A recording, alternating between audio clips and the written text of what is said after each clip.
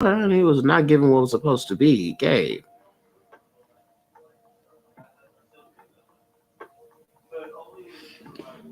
Okay, here we go.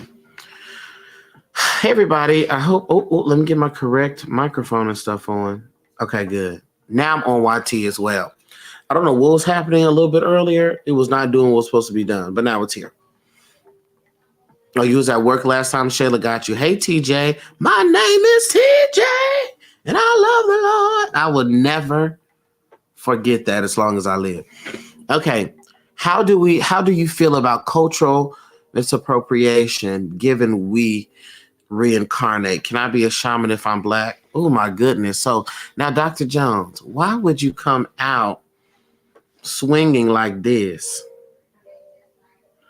Hey Mia, hey Miaja Jackson. Hey, why would you come out swinging like that? Because you know I'm gonna have to say something controversial. You know I'm gonna have to say something controversial, Dr. Jones. You know I'm going to have to give the children controversy. Okay? And it's not that I want to give them controversy. I'm going to have to give them controversy. The soul does not have a race. The soul doesn't have a race. The soul doesn't have a nationality. The soul doesn't have that. In your previous lifetime, you could very well have been a white man.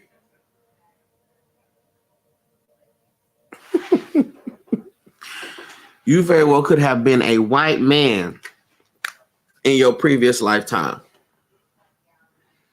You very well, the white people who are white today very well may have been black people in their last lifetime. Okay. And so I think when we're talking about this thing, we have to look at the reality. Hey, Lenore. Hey, Lady Shay. Hey, Kayleen. We have to really look at this thing, okay? Because how can I best put this? Race and those types of things, we have made that real, right? We have made that a real thing. Division, supremacy, so forth and so on has made those or that a real thing. Because quite frankly, everybody got the same 1 million time great grandmama, and that is an African woman. Okay, so we have made that a real thing. We as a human.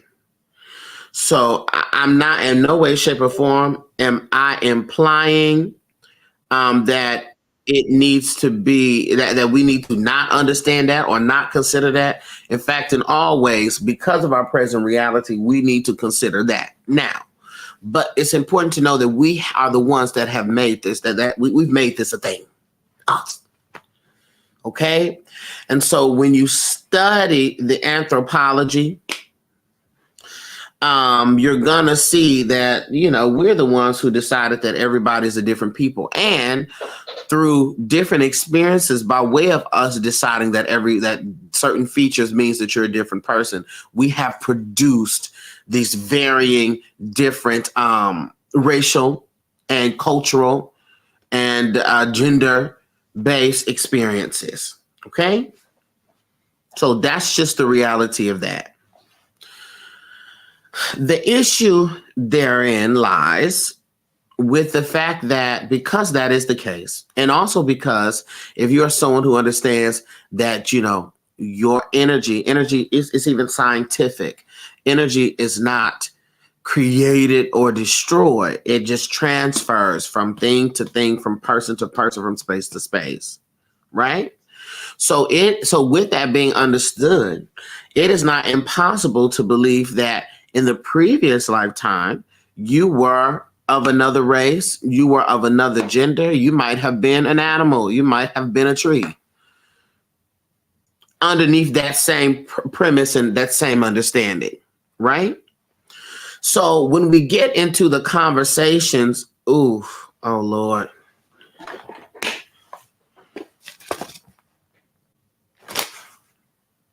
When we get into the conversations of gatekeeping and things of that nature, we got to understand that we are only looking at that from a physical based reality. Because if you're in your 40s now and you are a Black person in your 40s now, what if in a previous lifetime you were a slave owner?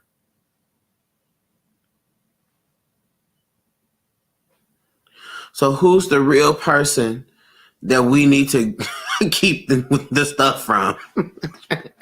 You know what I'm saying? So when you look at the matters of the spirit, that's why I find problems when we have a chosen people.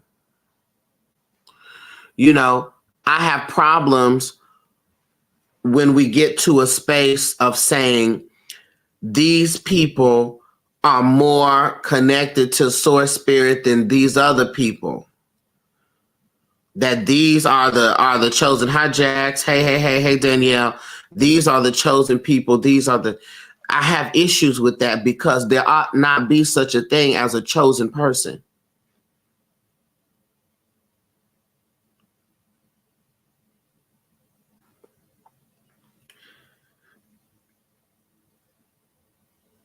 Because is source, spirit, universe, God not in everything?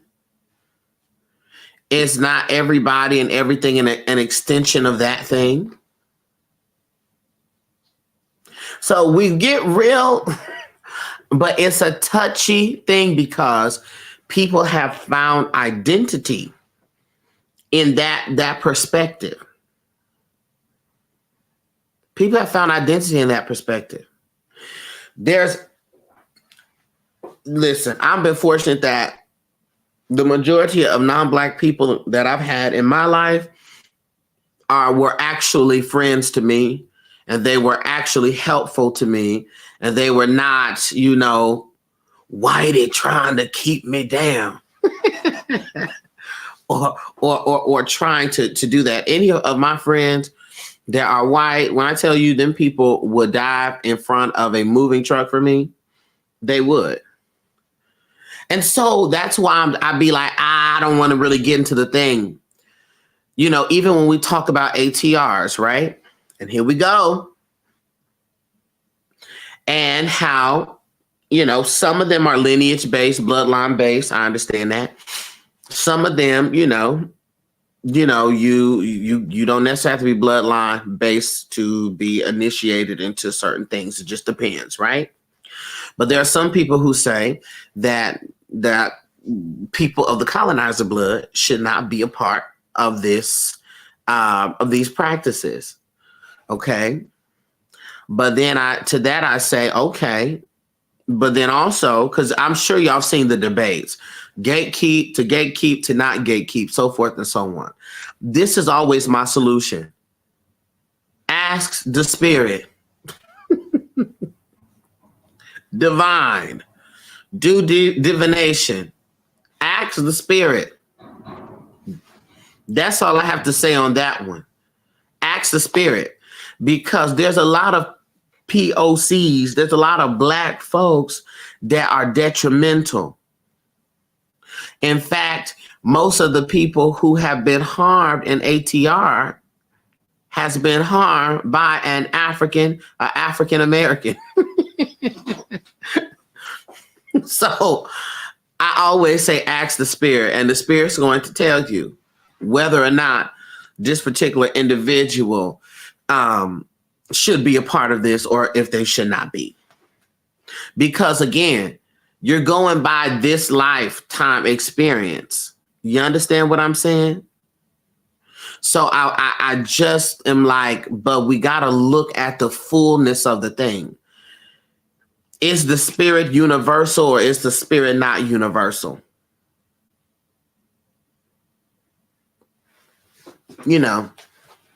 And that's why I don't really fit in the mix. with a lot of even African religion traditions, because I'm going to start asking philosophical questions. Hey, Taisha. Hey, boo. How are you doing? I'm going to start asking questions that is going to challenge the theology. Because how did the Spirit create everybody but these people? How can you say that everyone's great grandparent to the 1 million power is an African woman, but then say that these people are not in the bloodline? I have questions about that. I just have questions, and they're uncomfortable questions, but it is what is the lineage cutoff? Right? Do we start denoting lineage by 16th great grandparent? Like, how do we determine what the cutoff is? Right? To me, it just gives me a sense of the people just, I feel like the undercurrent is just divisive. And it's always been divisive. What are top spiritual book recommendations? Set Boundaries, Find Peace by Nedra, Nedra, Tawwab, Tawwab. Universe Lighthouse. You see what I'm saying, though? You see what I'm saying? Like, what are the, and if there are, I want to know what's the cutoff? Like, how do you differentiate this? And you just can't go off by looks and appearance. How do you determine that? Because you have people who are white, but their great grandparent their grandparent was a black person. But they are blonde hair, blue eyes because it's been black person, white person. But are they not still in the bloodline of their grandparent? Or their great grandparent? Or their great great grandparent? So how do you justify that? So Set Boundaries. Okay. Find Peace by Nedra Tawwab. I love that book. You Are Here. This book, listen, for mindfulness. It's called You Are Here. If you're trying to practice mindfulness, it's called You Are Here. By Thich Nhat. I'm not going to try to pronounce it. I'm just going to spell it. Thich. Not Nhat. H-A-N-H. You Are Here. This is based in Buddhism. Okay. And Buddhist beliefs, principles, and practices and things.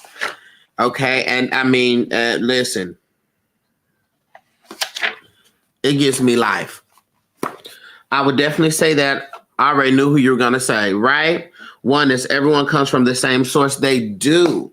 And I think we can acknowledge that and understand that people today have created a differentiation, a distinction between us that we kind of have to adhere to, right? We do. We just, you know what I'm saying? I think we just need to have a full conversation. And that's what I find happens.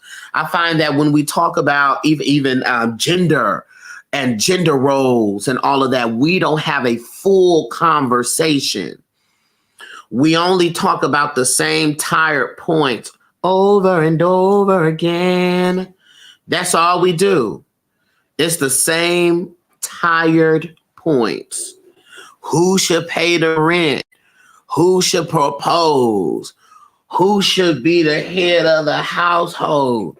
Who should do this? What is a man supposed to do? What are the woman supposed? Like, we just have tired, incomplete conversations. And in particular, we have conversations that favor, the patriarchy. It favors the patriarchy.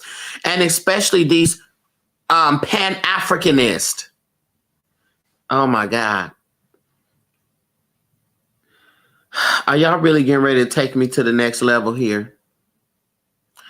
Are y'all really getting ready to take me to the next level? Hey, Dark and Love. Hey, Dual Goddess. Hey, hey, hey. Are y'all really going to take me to the next level with this?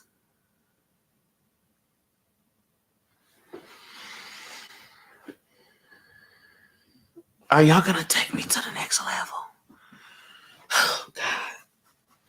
Y'all, do I need to go in?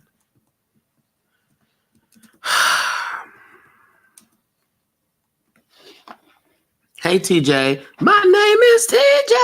Every time there's a TJ, it's going to shoot up in my spirit. This is my thing, okay? Go on and level up then. Next level. The Pan-Africanists, they get on here, honey, you know, with the Nation of Islam rhetoric, with the Black Power, Black, mindset movement, with the, elevate your mind, my brothers and sisters, and they will talk about alkaline diets. Some of them will talk about alkaline diets and alkaline water and aligning yourself to the astrology. They will then talk about different lifetimes. They would talk about different dimensions and shifting from the 3D to the 5D. They will talk about all of that, but skip the fact that Africa originally was matrilineal.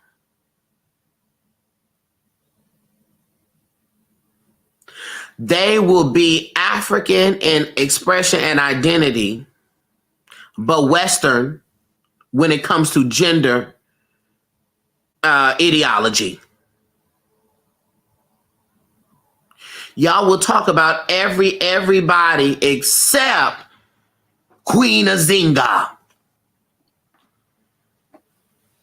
of Ndongo.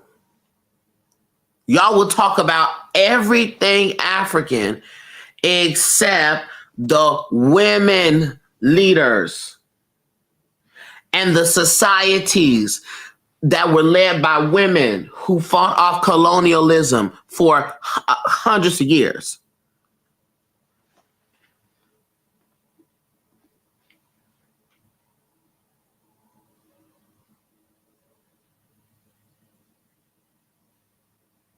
Y'all will talk about everything except the fact that a lot of those societies, and you can still find matrilineal societies in Africa today,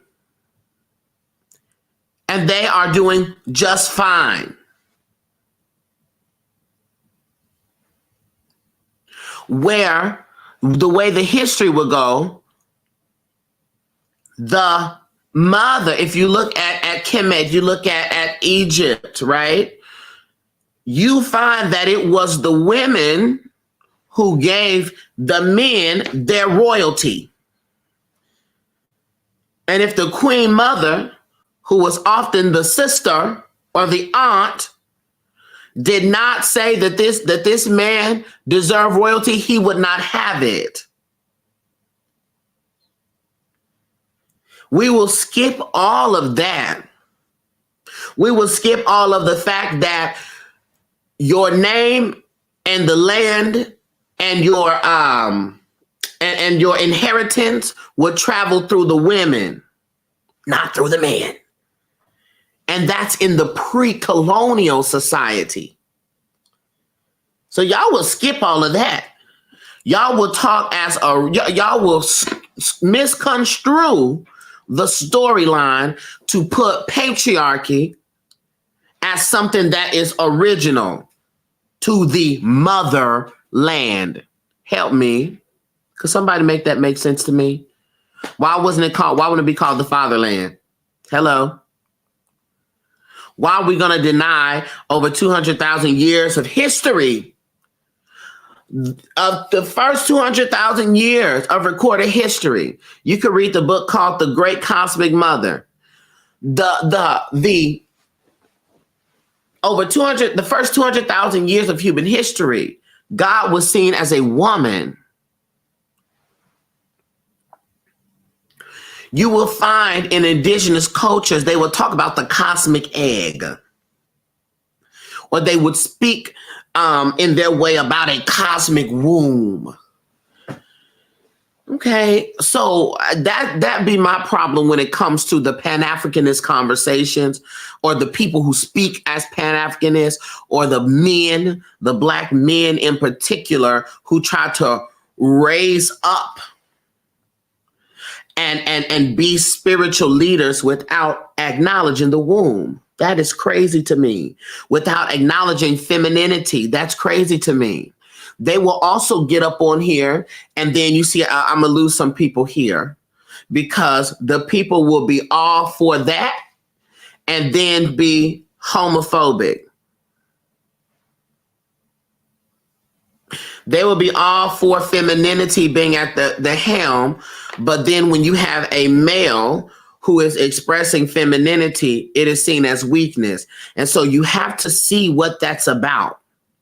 And you have to see how men and maleness try to make women more feminine, but feminine in a societal expression, because they fear her in her masculine energy. It's a trick bag, y'all. It's a trick bag. You can understand. Now, just hear this now. You can understand we in 57 different lifetimes, parallel universes, 3D, 4D, 5D, 6D, jumping from dimension to dimension, all of that stuff, body hopping. But an individual says that they're trans, and you're like, you're an abomination. You just can't get that through your thick skull. We just got to look at when we decide to think, and when we decide to shut it off. Because if you look at African history, like I said, Queen Nzinga, look up Queen Nzinga. This was a woman, a female, who answered to he, him. And I want you to know this, that Queen Nzinga died in 1663. Queen Nzinga, Nzinga, Nzinga of present day Angola. Okay? She was often referred to as he, she. People called her king, or called at this point them king. Call Nzinga King Nzinga, Queen Nzinga. Queen Nzinga also wore masculine clothes and would jump in and out of a feminine expression and a masculine expression. Queen Nzinga had female husbands and boy wives. Queen Nzinga had a helm of diviners who were born male, but who were completely feminine in their expression and how they showed up. We're talking about prior to colonialism. So you have all of this going on. And Queen Nzinga, yes, indeed, of Angola, Queen Nzinga opposed Christianity and fought them back for decades, and was tearing the colonizers up.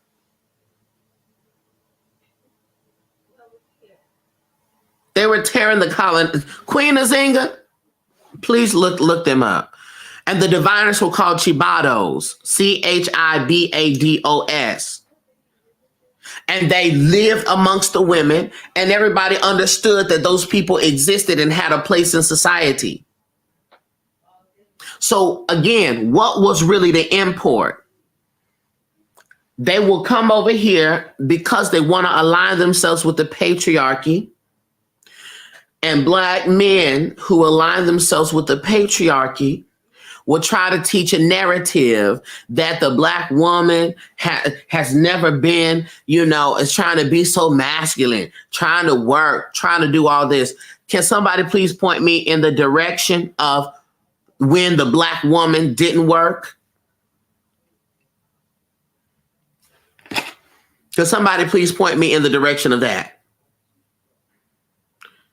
And some of the sister women have been brainwashed by this type of rhetoric because they will say, we need to go back to a time when our men took care of us. That never happened. That did not happen. And it's playing into the trickery that these men are trying to spin and pull the wool over your head. That did not happen. The black woman always worked. What are we talking about? Always worked. Always, even if you look at all of the history of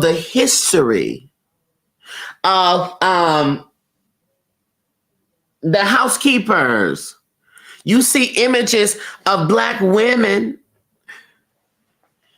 with their breast out, nursing white babies. She was at work. We're not talking about her in 1845 on a plantation. We're talking about her in the 1950s.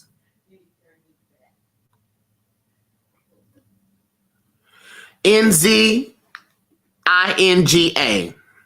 Nzinga, Queen Nzinga. You can find it. You can find images of her with her breast out, nursing white children in the family photo. You can find that.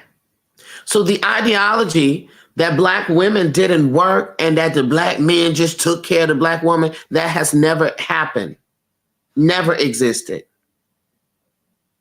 It's a trick bag. It's a trick bag to try to turn the women docile. It's a trick bag. The jig is up.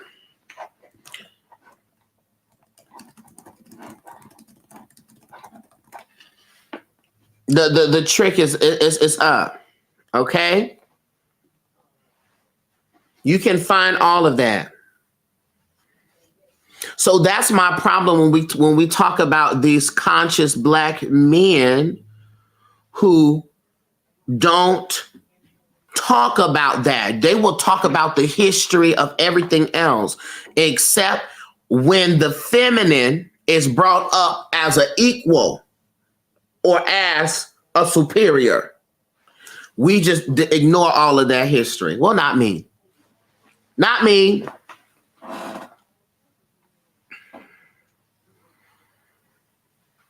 Not me.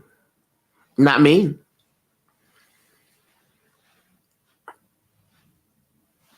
Because what the men don't understand is that it is actively killing you.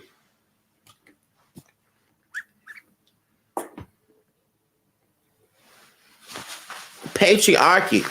I just did a video about this.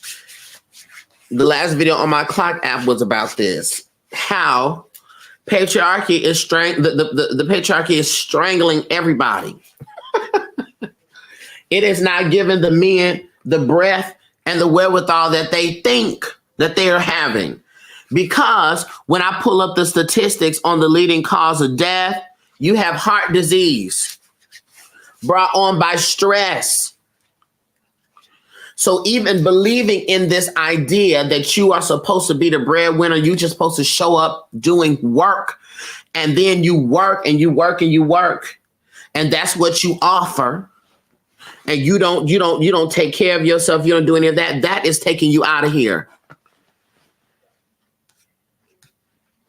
And then if you go further to the statistics, go to the CDC.gov, go further to the statistics and look at the leading cause of death for black males ages 1 to 44. And you will see that is what? Homicide. And who's the one that's doing it? Other black men. Why? Because the children are angry and not well. Trying to be patriarchal. And it is taking everybody out of here. It's taking everybody out of here. Okay? It's not spiritual. It's not well. And it's not true. It's not true. It is a trick bag. Okay.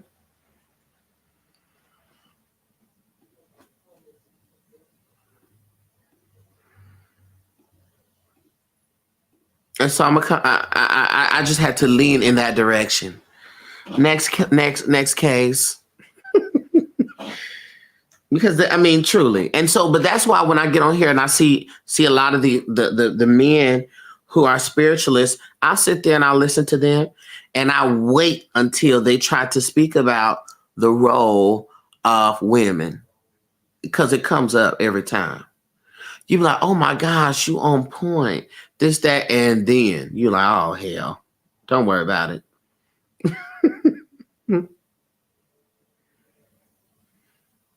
And then there are women who have internalized misogyny, who play into that rhetoric and who agree with it.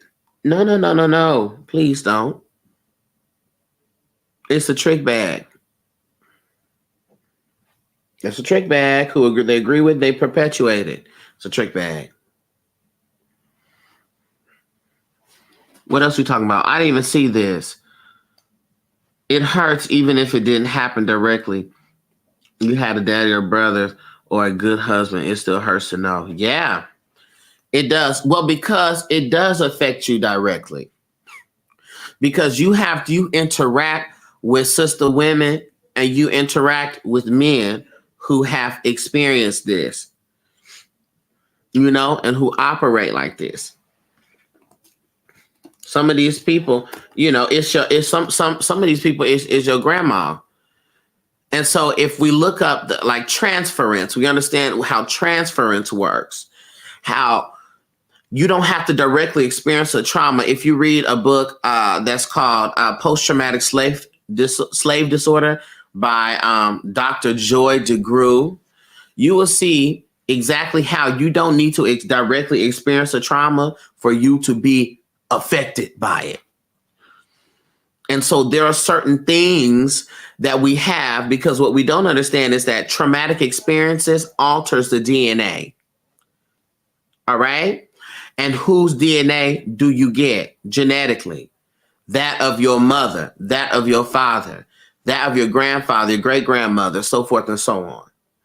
And so you will have an aversion to certain things. You will be triggered by certain things. Your cortisol, your physical alarm system will be triggered by certain things, and you'll be like, I don't even know why. And you may not have had that experience, but it can come through. You didn't have that experience, but your grandmother did. So men standing over you is a problem. And you're like, I've never had a man that was abusive to me or anything, but men standing over me, that does something to me. It raises me up. And then you find out that your grandmother was a fighting woman and all she did was fight men. And she had to fight men because they was always because she was a short woman and they were always trying to be domineering over her. And it done passed to you. So this is why we have to get that. This is why I windmills to people every chance I get, because we have to stop. We have to stop believing this stuff. Okay.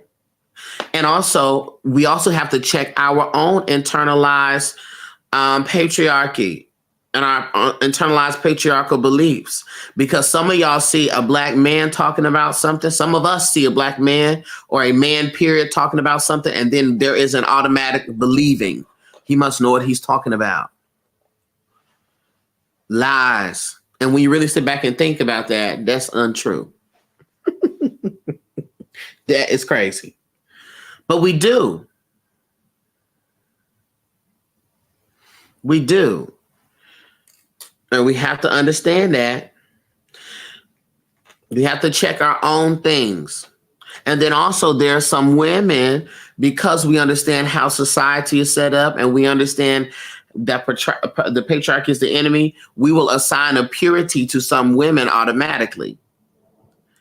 And we shouldn't do that either. Because some of the women, dear God,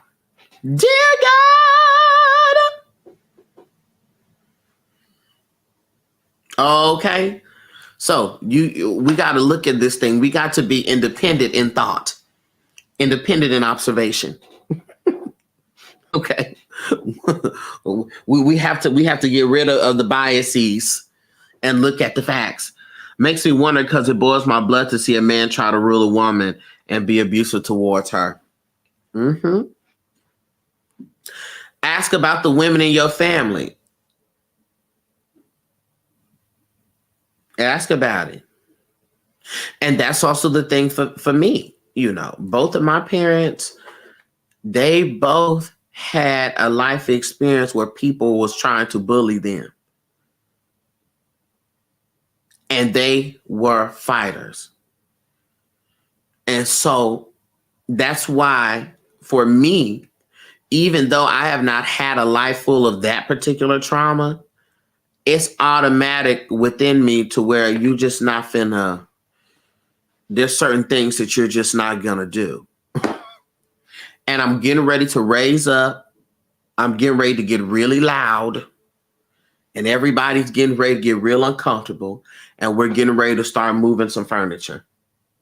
Because I'm not. And I'm a short person. I'm 5'5", you know, when the spirit feels like blessing me a little bit. So people, and I'm nice, okay? And so because of that, people be like trying to, you know, and so that doesn't work for me at all. I'm like, I'm getting to take it up about 26 decibels. And then you're going to be trying to calm me down. And you shouldn't have started me up. Now that I'm up, don't try to bring me down.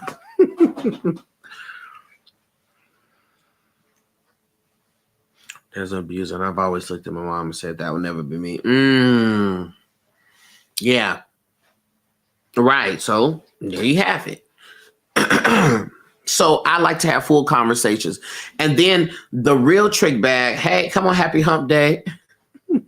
The real trick bag here too, y'all, is when we assign the societal view of masculinity and femininity as the spiritual view of what the masculine energy is and what the feminine energy is. And I just think that when we talk about divine femininity or divine masculinity, I think we need to just erase femininity and masculinity altogether. Because the people will sit up here and think that you're in your divine feminine because you're baking bread. Girl, what? I'm in my divine feminine today. Like, do we see how that's so like? I'm in all pink and champagne colors today. I'm in a silk robe with my earmuffs on in August. Y'all seen the pictures? You be like, what is going on here? This is a trick bag. I'm in my divine feminine. I'm baking biscuits from scratch. That is, y'all, please. I'm in my divine masculine. Like, I'm in my divine masculine. I'm giving instructions. I'm fighting. I'm chopping wood. I need some of that divine masculine energy. Come in here and chop this wood and pick this furniture up. And wrestle. And fight my battles. Like, this is like, what? What are we doing? What is this? Don't bring the divine into it. You could say that that is a masculine aesthetic and that is a feminine aesthetic. And that right there is society. Sure. Those pastels and watercolors, sure, that is a feminine aesthetic. All of this deep blue and black and silver and steel, sure, you could say that that is a masculine aesthetic, but stop bringing the divine into it. Don't bring the divine into this. Don't bring the divine. I remember, let me tell you something. When I tell you, this woman was like, in the comments, yeah, sometimes women just want to be soft. I just want to bake bread and spend time in my garden all day. I said, girl, bake bread.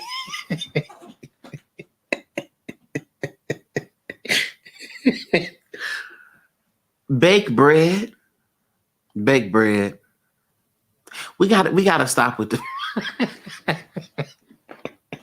I hope you have your hands ready so you can churn that butter outside as well.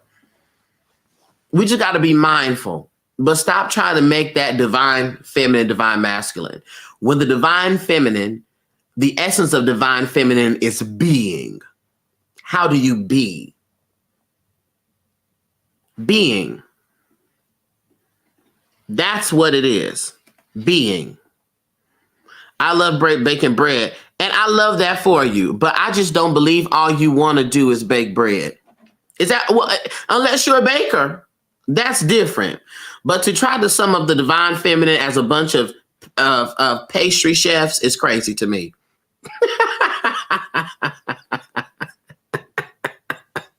That to me is like, okay, come on. We just all not finna be up here as pastry chefs. Please. Okay, please. Can we just get somebody else to do this? Okay? Femininity, divine femininity is about being. How do you be? Being, to be. Divine masculine energy is to do. You have essence and action. Essence and action. The divine masculine is nothing but the divine feminine in motion. Now check that.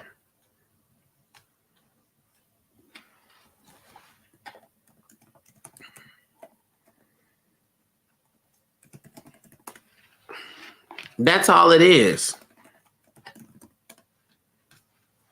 That's all it is. Hey, everybody. Peace to you. Peace, peace, peace.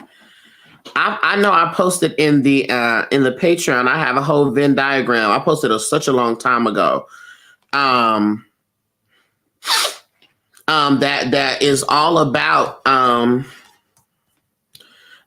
divine feminine, divine masculine, the differences, and then where the intersection lies. I have it all in there. Okay? But that's what I'm saying. So let's stop calling it that. Okay? Let's just call it what it is. Okay? Let's not try to boom. Matter of fact, I'm going to save this so I can bring it right back up. And with those two energies, you can be hyper either or insufficient in either places. Come on, I found it. Here we go. Boom. Let's look at this. Let's look at this briefly. Does that relate to oneness? Yes, it does. Yes, it does. That's at the center. Let's look at this briefly. I don't know why it's like this. So when we talk about, I hate how it's shaped like this. When we talk about the feminine side, right? Even this does a sort of genderized, the graph does like a pink and blue. But femininity, being, desire, caring, inspiration, trusting, gentle, nurturing, inclusive, spontaneity, release, emotional, instinctual, sensuality, the unknown, all right, adaptability, in the moment, receptive, all embracing, flexibility, tenderness, intuitive, creativity, nearness, mystery, flow. The quote unquote masculine energy is doing, analysis, activating, scientific, rational, planning, independent, protection, right? Strategic, diligent, organized, purposeful, willpower, accomplishment, structure. But you need a balance of both of that. I need you to be and do. I don't need you to just be on one side or the other. That is an imbalanced person. Oneness is the goal. The goal is to balance out your being and your doing, your divine feminine, your divine masculine energy within self. That's the goal. That's the purpose. How you decide to express that, none of that has anything. I mean, how you decide to express that is how you decide to express it. But the clothes you wear, the makeup you wear, your pronouns, your name, your aesthetic don't have nothing to do with the energy of the feminine, the energy of the masculine, the energy of being, the energy of doing, the energy of stillness, and the energy of motion. It don't have nothing to do with that. Okay? It's about a balance between the two. But I have that in Patreon. Excuse me, sir. May I have a better look at the beautiful piece of art on your finger? Oh, this ring. Let me show the people over here. This ring.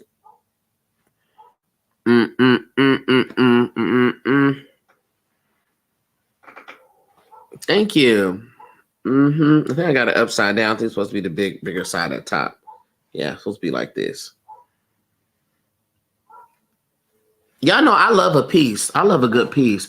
I don't like having 57 pieces of jewelry on, but I love a good piece. Okay, that's it. So that's that. So let's not get caught up in the trick bag. Okay? Gather us, Darcel. I love how you're all about educating. Thank you so much.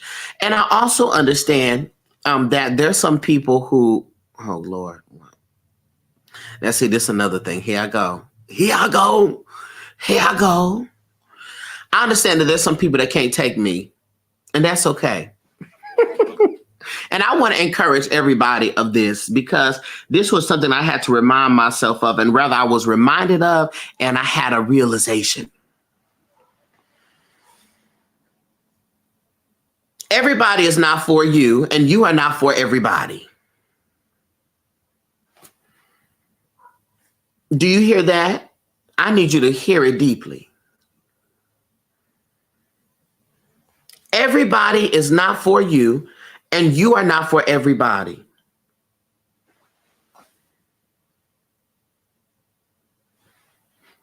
So don't think that because there are people that can't take you, that are not receptive to you, that means that there is something about you that needs to shift or change, or you need to be less of you and more in alignment with what it is that these people want you to be. You are not supposed to reach everybody. Everybody is not your client. Everybody is not your friend. Everybody is not your people. And that is okay. The mistake is to change to meet the needs of the few and neglect the connection of the most. That's the mistake. Because the ones that are in agreement with you, those right there are the ones that are for you. This doesn't mean that you don't analyze yourself and see where you could improve. But also know that everybody's not for you. There's people who's not going to listen to me because I got this hair wrap on, period. There's people who, in fact, recently, they're not going to listen to me because of how I talk. They believe that my cadence sounds like a reverend, even though I'm not. And if I probably walk into church, I probably would burst into flames, or they would accost me at the door. But I am Southern. That's how I talk. And I'm not going to change how I talk. I'm not a fast talker. I'm also a teacher. I'm also an actor. So my enunciation comes from my study, not because I'm trying to mimic Bishop whoever or Reverend whoever. This is just how I talk. But how foolish of me to try to change the truth of my identity because there was 2, 3, 4, 5 people that can't take me because of that. That's crazy, because then I'm going to step into being disingenuous. And then it's me that's wrong. There's some people that's not going to listen to you because you're a woman. There's people that's not going to listen to me because I'm a man.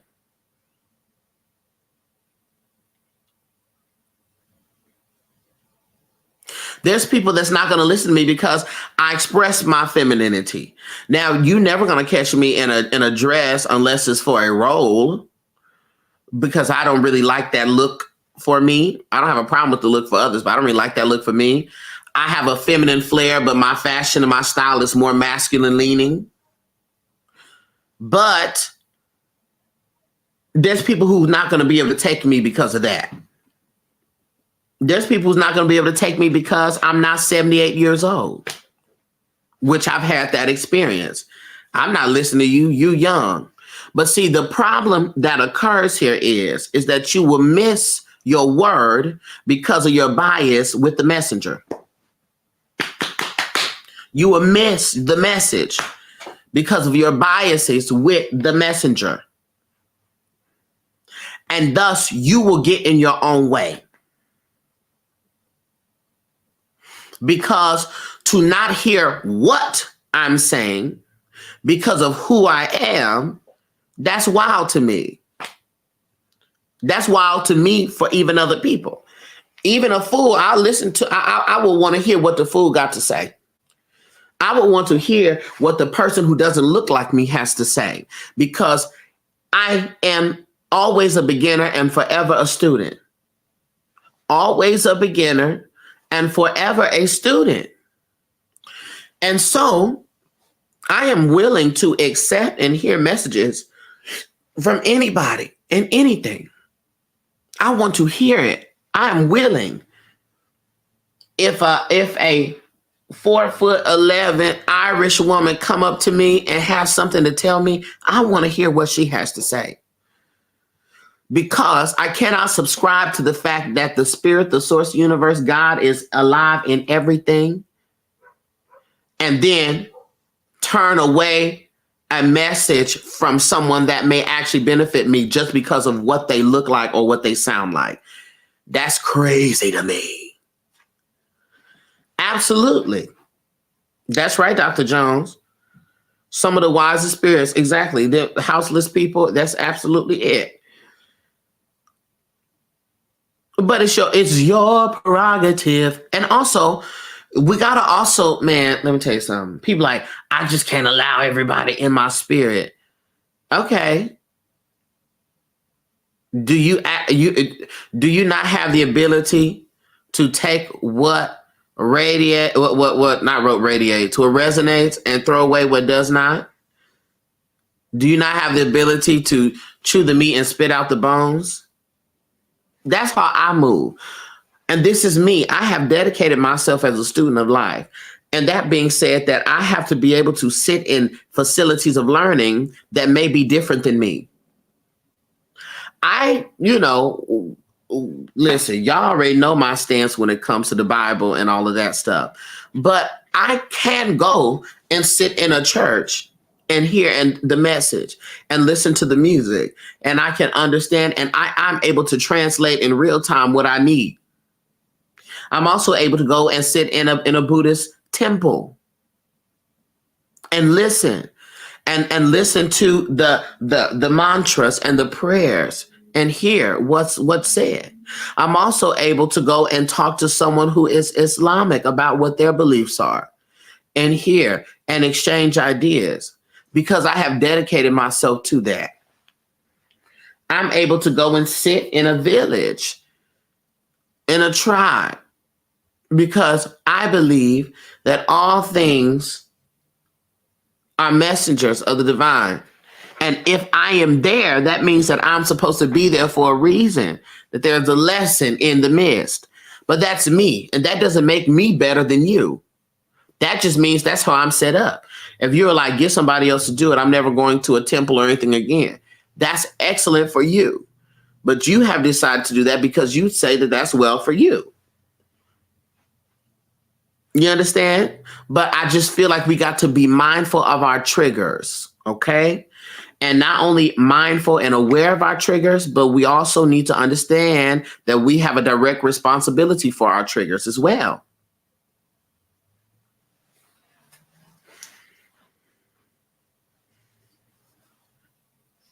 We have a direct responsibility for our triggers. Your triggers, if your triggers are causing you to miss out on wisdom, we gotta address that. Okay? And if someone can trigger you, the other end of that trigger is in you. And you gotta work that out. Okay? Yes, there are some things when you get triggered by something, you need to take a break. You need to pull back. Hey, Ben, how are you? Right? Absolutely. And get yourself together. But then there's also a thing of the very place. This is also what I know. The very place you don't want to go is where the breakthrough is. The very place you don't want to go is where the healing is. At the very place. And I know that it's been true for me in my life. The very conversation I didn't want to have because it reminded me of something. The healing, the breakthrough was on the other side of where I didn't want to go. That's it. So when you get triggered, it's an indication that there's something in here that you got to address. And for me, I realized that I had a struggle, and I have a struggle with rejection. And I didn't even think that that's what that was until I sat down with myself and did my form of meditation and tapping in and calling in my energies to help me understand what was going on. To which I say to you today, everybody is not for you and you are not for everybody. You are not supposed to meet the needs of everybody that you come across. And everybody is not supposed to meet your needs. And that is an affirmation for me that I am currently telling myself daily to help me undo the thought, to heal the thought processing that if someone is not receptive to me, that equates to me being rejected. I have to heal that thought. I have to heal the thought that somebody not saying, oh, that was good, and versus criticizing me means that I am less than, or I need to stop doing everything that I'm doing. I got to heal that thought because that thought is not the truth. I got to heal that thought. Didn't nobody say all that? That's what I'm adding to it. Because, hear me when I say this, I give meaning to everything that I see and experience. I want you to put that in the comments. I give meaning to everything I experience. Put that in the comments. I give meaning to everything I experience. I give meaning to that. I give meaning. And so if I am seeing this as a horrible, embarrassing, shame-filled experience, that is the meaning that I am giving it. I give meaning to everything I experience. I give meaning to that. You give meaning to it. I give meaning to everything I experience. And I am able to give meaning to everything I experience. Because you do. You do. That's why you could be in a room with 5 different people and all experience the same thing and have 5 different takeaways. Because you give meaning to everything that you experience.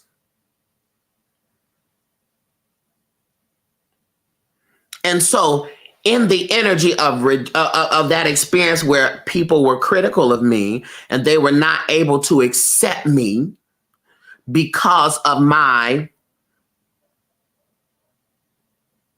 authenticity, I chose to believe more so in lack than I did in worthiness.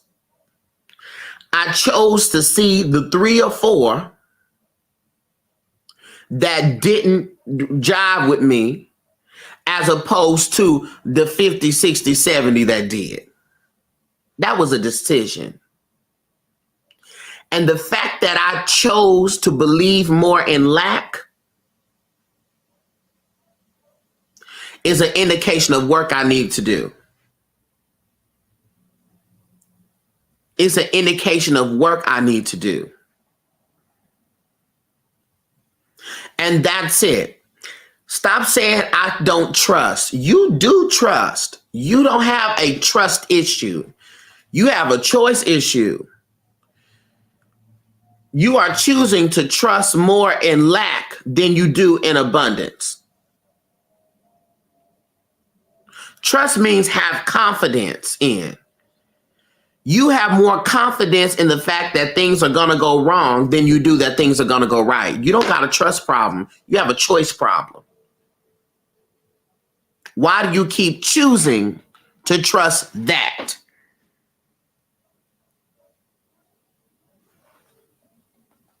I don't trust myself. Yes, you do. You trust yourself to not do the right thing. You trust yourself to be wrong. You have more confidence in you not having and lacking than you do in you being abundant and knowing. That's a choice. Why are you choosing to believe that? You don't have a problem trusting. You have a problem choosing. I know you don't have a problem trusting because as soon as someone comes up that you think is smarter than you, better than you, more powerful than you, you automatically trust them. So you don't have a problem trusting. You are choosing what to believe. So it's an issue with your choice. That's why I've had a hard time finding spiritual community. Many of them are so rooted in old school religion that they are only okay with we're moving past everything. Oh, Lilo. Oh, come on, Lilo. Lilo. Everywhere ain't for me. I'm exactly where I'm supposed to be. I feel loved and accepted here. Right, Lilo. That's it. That's it. I thought you was delayed for a minute, but that's it. Everywhere, every space isn't for you. Everybody's not for you. I see the children got quiet. The children was like, I thought I didn't trust. Now I keep choosing to believe in the worst over the best. Yes. You keep choosing to believe in the worst. You keep choosing the possibility that you're wrong over the possibility that you're right. It's a choice thing.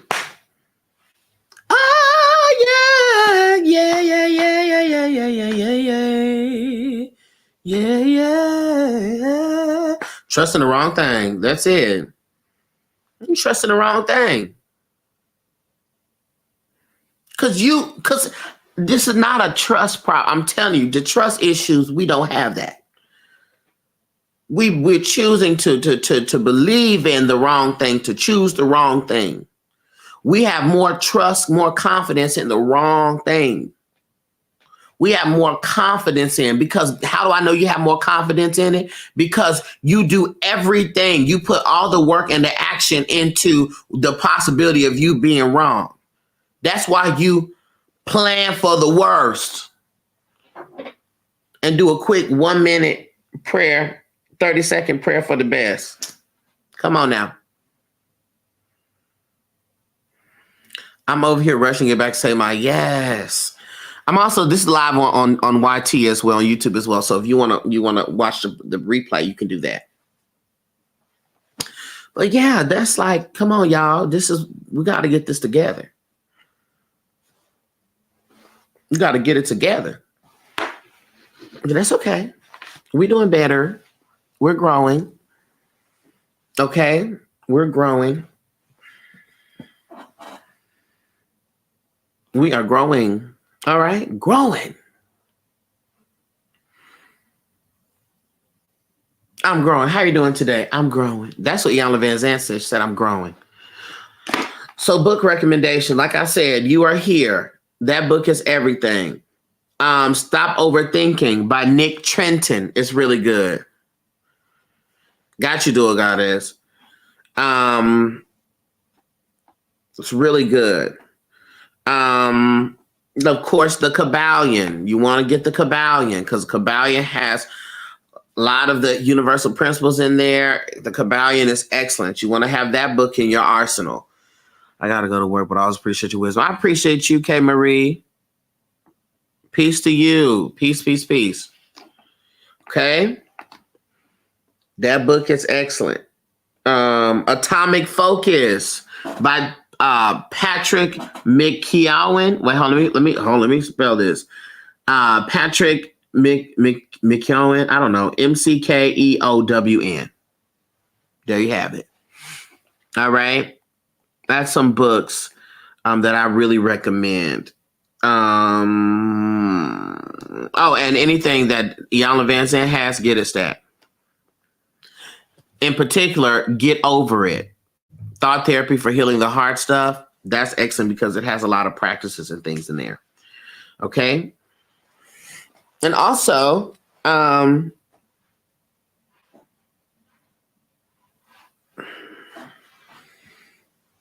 The Body Keeps the Score is a great book on understanding how traumas in the body. The book Your Church Doesn't Want You to Read. That book is really good. That's going to bust your head open about Jesus Christos. Okay. That book is really good to read.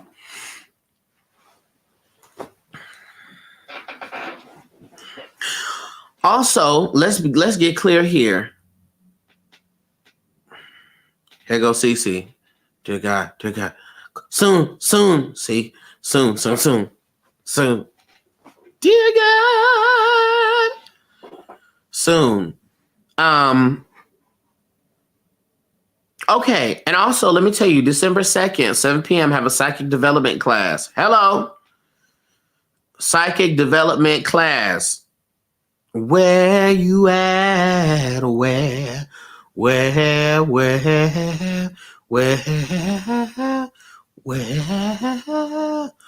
you at? All right. Have a psychic development class.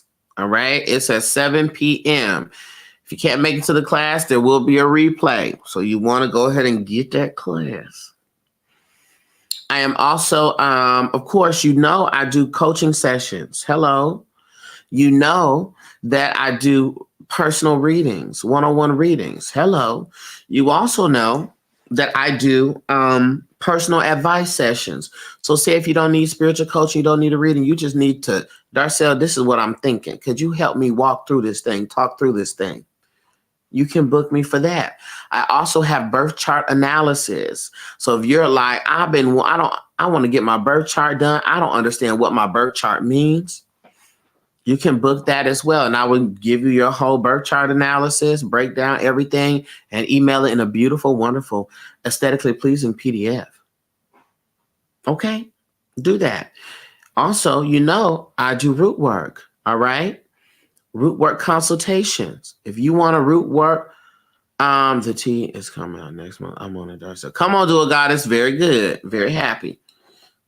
I do root work consultations. So if you are like, Darcel, I need some conjurization going on, or you say, Darcel, I'm having some medical issues, some issues with my body. I need to know what herbs, what things to do, how to make the ointment, how to make the salve, how to make the tea, how to make the body scrub, the body oil, the tincture, which one I should use, how I should book that root work consultation. Okay. You need to do that. So we can have that. Okay. Or you can get into the Patreon, because what's going on? Click link, go to the Patreon, because I'm going to click off here and go live in Patreon to try it again, because I tried to go live earlier. Okay. Join the Patreon. I tried to go live earlier in Patreon, but they would not let me. All right. And also, I have products. Oh my God. I got products. I have a lot of stuff. Okay. And I'm in the process of developing something, but I'm gonna tell the Lighthouse about it in Patreon. So I'm very excited about that. But okay, I want you to know something, that I love you. All right. You are loved, that I love you. Your ancestors love you. Your spirit guides love you. The trees love you. The grass loves you. The water loves you. The air loves you. Okay. The source, the spirit, the energy, the I am. Some folks say the most high, the cosmic mother, the solar system, the universe. Love is abundant and love is for you. And everything that has happened, will happen, is happening the way it should happen. Okay? And you just gotta go on. Keep on. Seek the lesson, and the lesson shall appear. Whenever you're experiencing something, you're going through something, you're like, Darcel, this is craziness. Understand that it's a lesson here, and it shall appear to you. It shall appear to you. Always ask what the lesson is. The reason why you want to ask what the lesson is because you can understand how it was purposeful. A lot of time we keep a painful and bitter perspective on a thing because we ain't saw that it was, we haven't figured out how it was purposeful. We haven't pulled the lesson from it. Okay. So again, I love you from a light-filled place. I'm going to go live in the Patreon so we can talk about the nature of hoodoo. All right. The power of the elements. Gratitude to you all. Love you. Peace, everybody. Peace, peace, peace, peace, peace, peace, peace, peace, peace.